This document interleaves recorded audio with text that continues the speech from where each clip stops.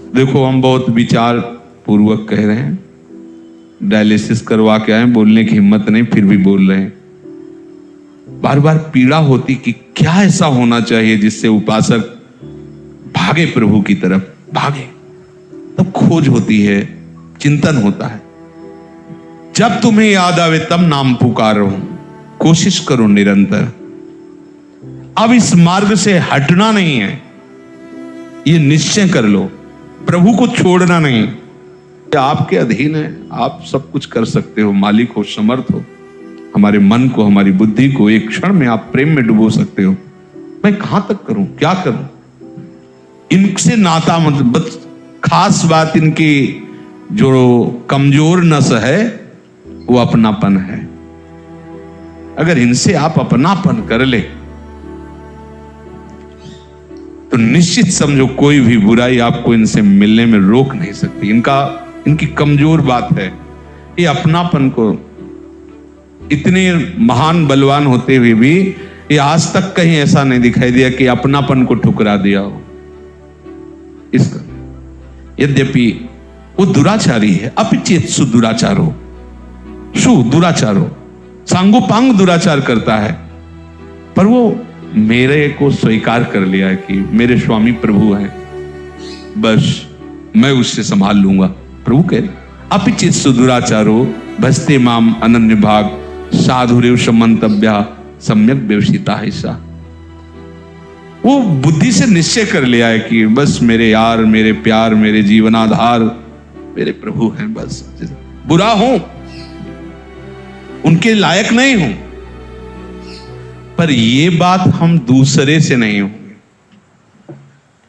अपनी कमी हम कभी दूसरे से नहीं बोलेंगे, आपसे ही बोलेंगे। बाहर निकलेंगे चुप रहेंगे, वार्ता नहीं। जैसा हम कहें वैसा चलोगे तो बच जाओगे, नहीं तो आहार में ही फसाव दिखा करके मछली को पकड़ लिया जाता है। मछली को कांटा नहीं नजर आता, उसको आहार नजर आता है, स्वाद। और जहां उसको उसने पाया तो उसमें जो फंसा हुआ कांटा था वो जब चुभा मर गई, बाहर निकाल। हमको सामने सुख दिखाई दे रहा है, लेकिन उसमें जो कांटा है, वो जो राग रूपी कांटा है, जो तृष्णा रूपी कांटा है, वो जब फंसेगा तड़फड़ाते रहोगे, मर जाओगे, निकलना मुश्किल है। हमारे हृदय में बात बैठ जानी चाहिए। प्रभु ने मुझे असंगता के लिए चुना है, आप लोगों को चुना है प्रभु ने। संपूर्ण सृष्टि से आपको असंग मार्ग दिया है। सब प्रभु स्वरूप, राधा राधा राधा। हम बुरे हैं, बुरा संकल्प होता है, बुरी भावना है, बुराई अच्छी लगती है, पर इतनी सावधानी हमें रखनी है, किसी का संग नहीं होने देंगे। आप जीत जाओगे, जीत जाओगे, आप महात्मा बन जाओगे। भगवद आश्रय है, नाम का जितना बन सके जब अधिक से अधिक करो। जब याद आ जाए तब बोलो राधा राधा। बोले निरंतर नहीं हो तो जब याद आ जाए तब बोलो ना राधा राधा। बहुत सामर्थ्य है प्रभु के नाम में। देखो ना, पुत्र के बहाने नारायण नाम बुलाया तो भगवत पार्षद आ गए, फांसी काट दी और कहा इसने कोटि कोटि जन्मों के अपराधों का प्रायश्चित कर लिया है।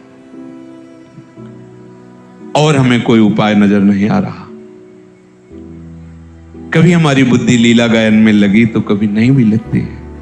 कभी प्रभु अच्छे लगते हैं तो कभी ऐसा भी लगता है कि यार पता नहीं है कि नहीं है। उपासकों के मन की वृत्ति पर है, शास्त्र संत गुरुजन ऐसा कहते हैं। तो जो हैं उनसे हमने अपनापन कर लिया है, वो हमें जाने या ना जाने, अब ये जीवन उनको दिया। जाना नहीं कहीं, किसी से हमें स्वतंत्र होकर मिलना नहीं। अगर मिलना है तो अब जो ही कहें करें हम सोई, इसलिए चले नहीं। आपको कोई नहीं परास्त कर पाएगा, नहीं कर पाएगा। आप जहां थोड़ा सा छुपाव किए, जहां कपट किए, जहां आप मनमानी आचरण किए, वहीं आप परास्त हो रहे। नहीं, देख लो, आप लोग देख लो, आप जहां छुपाव कपट कर रहे हैं, आप मनमानी कर रहे हैं, वहीं आपको माया परास्त कर रही है। नहीं तो परास्त तो क्या, उसकी ताकत नहीं है कि आपको पर तनिक भी बाधा डाल सके। आप बिना आज्ञा के किसी से अपनापन मत कीजिए, संबंध मत कीजिए, मिलिए मत, ऐसी कुछ चेष्टा मत कीजिए कि इससे मिलने से हमें ये सुख मिल जाएगा। नहीं होगा, वो तुम्हारे वर्तमान के सुख में भी आग लगा देगा। समझ जाओ, अगर आप किसी को सुखद मानकर मिलते हो तो वर्तमान में जो सुख शांति उसमें भी वो आग लगा देगा। फिर आपको हमारी बात याद आएगी। इसलिए बहुत सावधान, बहुत कीमती समय है, बहुत बढ़िया अवसर मिल गया भैया। ये सब और ये आकर्षण, एक वृद्ध संत थे, गांव में भिक्षा मांगने जाते थे, तो गांव के किनारे एक वैश्या का घर था। तो जब निकलती तो परिहास करते हुए कहती, बाबा जी तुम्हारी दाढ़ी सही कि हमारे बकरे की अच्छी। वो गर्दन झुका के चले जाते, कुछ नहीं बोलते। जब उनको लगा कि सैया में पड़े थे, अब प्राण निकलने वाले, तो शिष्यों से कहा उसको बुला लो। वैश्या को बुलाया, कहा बच्चा मेरी दाढ़ी सही है। तो उनको याद आई होगा, तो उनका बाबा उस समय क्यों नहीं बोले? बोले उस समय शरीर में चेतना थी, गलती हो सकती थी, अब मरने जा रहा हूं, अब कहता हूं मेरी दाढ़ी पवित्र होके जा रही। अर्थात संतों ने बताया कि जब तक श्वास है और चलने फिरने की चेष्टा है तब तक आप विश्वास मन पर मत करो। अगर कोई संग करोगे तो वो कुसंग हो जाएगा, कहीं न कहीं वो आपकी आध्यात्मिक शांति में बाधा पहुंचा देगा। असंग रहो, प्रभु की बड़ी कृपा है।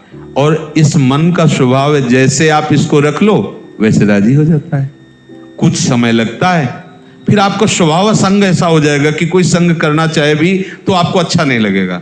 अकेले बैठे रहना अच्छा लगेगा, और बिल्कुल अपने से बातें करना, अपने प्रभु से बातें करना, दूसरे से बात करने का मन ही नहीं होगा।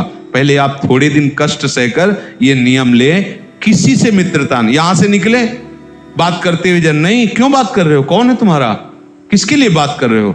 सत्संग में जो सुना है अपने से बात करो, अपने को शब्द लाओ जो सत्संग में पकड़े, अपने को जीवन में उतारो। दूसरे से बोलने से तो सब निकल जाएगा। जो अंदर तुमने ग्रहण किया वो तब निकालना चाहिए जब अनुभव में आ जाए। उसके मार्ग में चलकर उस बात की सिद्धि प्राप्त करके तब बोलना चाहिए मैंने सुना था, और उसका आचरण करके अनुभव करके जब बोलोगे तो दूसरे पर प्रभाव पड़ेगा। अभी सुना, अभी बोल दिया तो रह क्या गया तुम्हारे पास? चुप शांत। बहुत कीमती समय, बार बार कह रहा हूं, ये छोटी मोटी बातें, छोटे मोटे आकर्षण, छोटे मोटे भोगों की तरफ मत देखो।